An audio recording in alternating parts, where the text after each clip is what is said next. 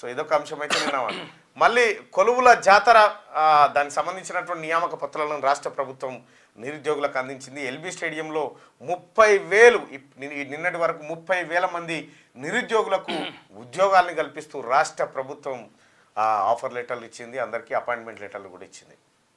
So రాబోయేటువంటి ఏడాదిలో 2 లక్షల ఉద్యోగాలు భర్తీ చేస్తామని మంత్రి పొంగులేటి శ్రీనివాసరెడ్డి గారు ప్రకటించడం జరిగింది. ఇక అలాగే వివిధ శాఖలకు సంబంధించినటువంటి రివ్యూలు జరిగినాయి. నిన్న ప్రధానమంత్రి నరేంద్ర మోడీ గారు ఆదిలాబాద్ జిల్లా పర్యటనకు సంబంధించి ఆయన పలు శంకుస్థాపనలు అధికారిక కార్యక్రమాల్లో పాల్గొంటే ఆయనను స్వాగతించడానికి తెలంగాణ ముఖ్యమంత్రి, తెలంగాణ రాష్ట్ర ప్రజల తరఫున గవర్నర్ గారు, ముఖ్యమంత్రి ఇద్దరు కలిసి ఆయనను స్వాగతం పలికారు. ఆయనను స్వాగతం పలికినటువంటి క్రమంలోనే ముఖ్యమంత్రి రేవంత్ రెడ్డి గారు చాలా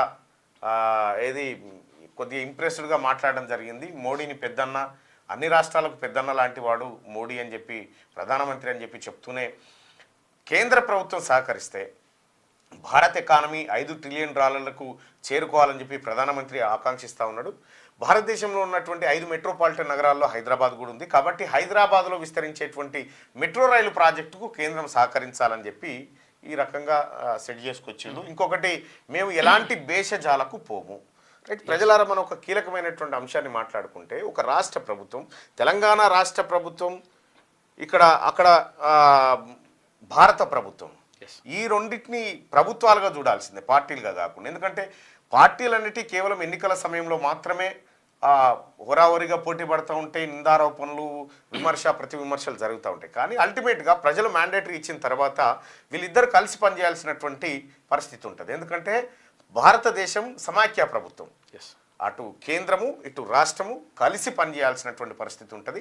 కేంద్రంలో రాష్ట్రాలకు వాటా ఉంటుంది, రాష్ట్రాల్లో వసూలయ్యేటువంటి వాటాలు కేంద్రం పన్నుల వాటా ఉంటుంది, కొన్ని ఉమ్మడిగా ఉంటాయి. ఇట్లా రకరకాలుగా ఉంటాయి. అయితే గత పాలకులు ఎవరు? కల్వకుంట్ల చంద్రశేఖరరావు మోడా బోడా అన్నాడు.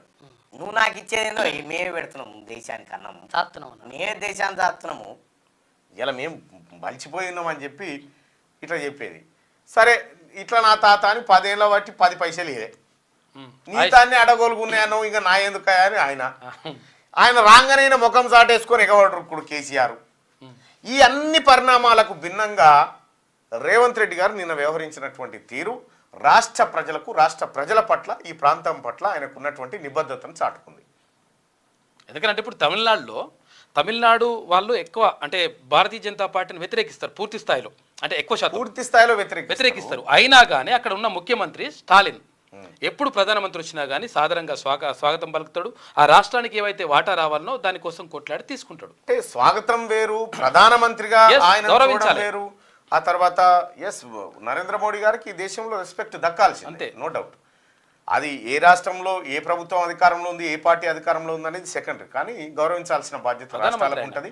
కనీస గౌరవం కాంగ్రెస్ పార్టీ ప్రభుత్వం నడిపిస్తున్నటువంటి రేవంత్ రెడ్డి గారు ఈ ప్రజల తరఫున పోయి రిప్రజెంట్ చేయడం అనేది, ఆయనను గౌరవించుకోవడం అనేది శుభ పరిణామం.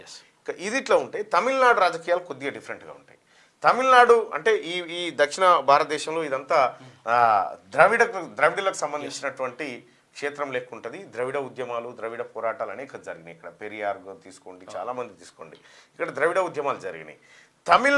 తమిళనాడు ప్రజలు ఎంత తెలివి కల్ల వాళ్ళంటే, అక్కడ తమిళనాడులో జాతీయ పార్టీలను ఎప్పుడు కూడా ఎంటర్ కానియరు. జాతీయ పార్టీలు ఎంటర్ కానియరు. తమిళనాడు రాజకీయాల్లో ఎక్కువ జోక్యం పెరిగితే ఆఖరికి రాజీవ్ గాంధీ లాంటి వారిపైన తిరుగుబాటు చేసి ఎల్టీటీ లాంటి కార్యక్రమాలు కూడా జరిగినాయి. తమిళలో అణచివేత, తమిళకు సంబంధించినటువంటి ఒక కార్యక్రమం అప్పుడు చర్చకు వచ్చినప్పుడు. అయితే రీసెంట్గా జరిగిన పరిణామాలు ఏంటంటే, ఇప్పుడు తెలంగాణ గవర్నర్గా ఉన్నటువంటి తమిళసై గారిని అప్పుడు భారతీయ జనతా పార్టీ తమిళనాడు శాఖ అధ్యక్షురాలుగా ఉండే ఆమె. అయితే అక్కడ భారతీయ జనతా పార్టీ అన్నామలై అనేటువంటి ఒక యంగ్ డైనమిక్ ఐపీఎస్ ఆఫీసర్ను తెర మీదకి తీసుకొచ్చారు. ఆయనకు తమిళనాడు భారతీయ జనతా పార్టీ పగ్గాలు అప్పచెప్పడం కోసం తమిళసై గారిని తీసుకొచ్చి గవర్నర్ కోటాలో ఇక్కడ అడ్జస్ట్ చేయడం జరిగింది. ఇప్పుడు అన్నామలై తెలంగాణ రాష్ట్రంలో కొద్దిగా యూత్ ఫాలోయింగ్ పెంచుకునే కార్యక్రమంలో ఉన్నాడు. ఈ తమిళనాడు ప్రజలు ఎంత తెలివి కలవాలంటే, యూత్ అంతా అన్నామలై దిక్కుపోగలని చెప్పి ఆ సినిమా హీరో విజయంతో పార్టీ పెట్టించారు. మళ్ళీ అట్లా మళ్ళీ అటు పోవాల్సిన యూత్ అంతా మళ్ళీ ఇటు వచ్చింది. అంటే ఎట్టి పరిస్థితుల్లో వాళ్ళు ఎంటర్ కానియరు. వాళ్ళు చాలా జాగ్రత్తగా చాలా నిశ్చితంగా ఉంటారు, కానీ పనులు చేసుకుంటారు, కలిసి పనులు చేసుకుంటారు. తమిళనాడుకు ఇబ్బంది వచ్చినప్పుడు డిఎంకే అన్నా డిఎంకే అన్నీ ఒకటైపోతాయి, వాళ్ళ భాషకు సంబంధించి కానీ వాళ్ళ ప్రాంత అభివృద్ధికి సంబంధించి కానీ. అయితే విజయన్ ఇప్పుడు ఎవరైతే కొత్తగా తమిళనాడులో పార్టీ పెట్టినటువంటి హీరో విజయనే కదా, విజయన్ ఎవరైతే ఉన్నారో ఆయన 2019 లోక్సభ ఎన్నికల సందర్భంలో సైకిల్ మీద పోయి ఓటేసాడు తమిళనాడులో. సైకిల్ మీద పోయి ఓటేస్తే పెద్ద చర్చ అయిపోయింది. ఏం ఇండికేషన్ ఇచ్చిండు తమిళనాడు ప్రజలకంటే, సైకిల్ మీద పోయి ఓటేయడం ఎందుకు అని అడిగితే పెట్రోల్ ఎందుకు దండుగా, ధర తక్కువ లేదుగా అన్నాడు. అంతే. అంటే అప్పుడున్నటువంటి భారతీయ జనతా పార్టీ ఎన్డీఏ ప్రభుత్వంలో పెట్రోల్ ధరలు పిరమైపోయినాయి, దీనికి ఎందుకు ఓటేయాలని పరోక్షంగా చెప్పి తమిళనాడులో దెబ్బకొట్టాడు. సో ఆ రకంగా విజయన్కు చాలా గొప్ప ఫాలోయింగ్ ఉంటుంది అక్కడ. ఇంకా ఏంటంటే విజయన్ ఒక దళిత బిడ్డ టాప్ హీరోగా తమిళనాడులో ఉన్నాడు. ఆయన బ్యాక్గ్రౌండ్ వాళ్ళ నాన్న దర్శకుడు అయినప్పటికీ రకరకాలుగా ఆ కుటుంబం నుంచి వచ్చినటువంటి మంచి మాస్ ఫాలోయింగ్, యూత్ ఫాలోయింగ్ ఉన్నటువంటి వ్యక్తి తమిళనాడులో అసలు భారతీయ జనతా పార్టీని ఎంట్రీ కాకుండా అన్నామలైకి చెక్ పెట్టిన అక్కడ. అంత గొప్పగా ఉంటాయి ఆడ పాలిటిక్స్. పోతే ఇంకా చాలా ఇన్డెప్త్ ఉంటుంది ఆడ పాలిటిక్స్. కానీ మార్నింగ్ న్యూస్లోకి